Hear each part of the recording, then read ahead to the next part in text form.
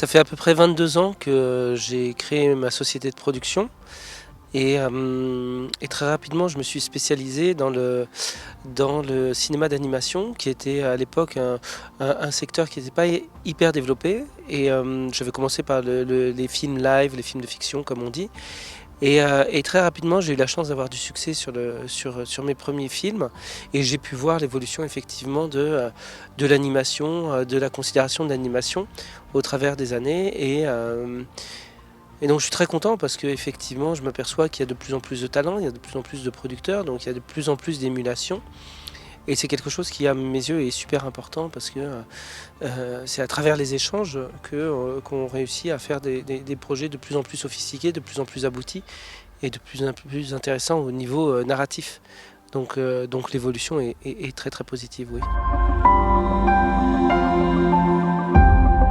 J'ai pas spécialement de coup de cœur sur mes films parce que je pense que des sujets de films correspondent également à des époques. En une vingtaine d'années, je me suis rendu compte que des films à certains moments étaient très prégnants de leur époque et qu'aujourd'hui ils avaient perdu un peu de leur actualité au niveau narratif ou même au niveau technique, artistique. Donc j'ai des coups de cœur un peu sur le moment, mais j'essaye de ne pas avoir de coup de cœur particulier parce que je sais que ça va évoluer avec le temps et j'essaie un peu de me mettre, enfin j'essaie toujours de me mettre à la place des spectateurs, des audiences et quand j'essaye de faire des rétrospectives justement j'essaye de panacher un peu des films plus anciens, des films plus récents, etc. pour voir un peu comment les gens réagissent en fonction des films. Et c'est vrai que on le voit quand on regarde un vieux film, et ben ça paraît comme étant un vieux film aujourd'hui, mais à l'époque c'était un film certainement très moderne. Donc il faut considérer souvent un film par rapport à son époque. Je pense que c'est très important.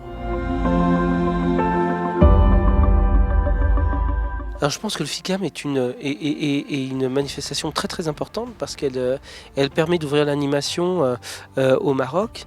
C'est une des portes d'entrée de l'animation au Maroc, donc je trouve ça très très important. Je suis très content que l'Institut français joue le jeu. Je remercie d'ailleurs Mohamed Beyoud pour son travail d'accompagnement des auteurs, d'accompagnement des producteurs, des rencontres qu'il organise. Je pense que c'est très très important parce que c'est au travers de l'échange que justement qu'on peut découvrir des choses, qu'on peut s'intéresser à des choses alors que parfois on n'a même pas l'idée que ces choses puissent exister. Donc le fait d'avoir accès à ce savoir, à ces talents, eh ben, c'est quelque chose à mon avis qui est très important pour le futur des jeunes auteurs au Maroc par exemple.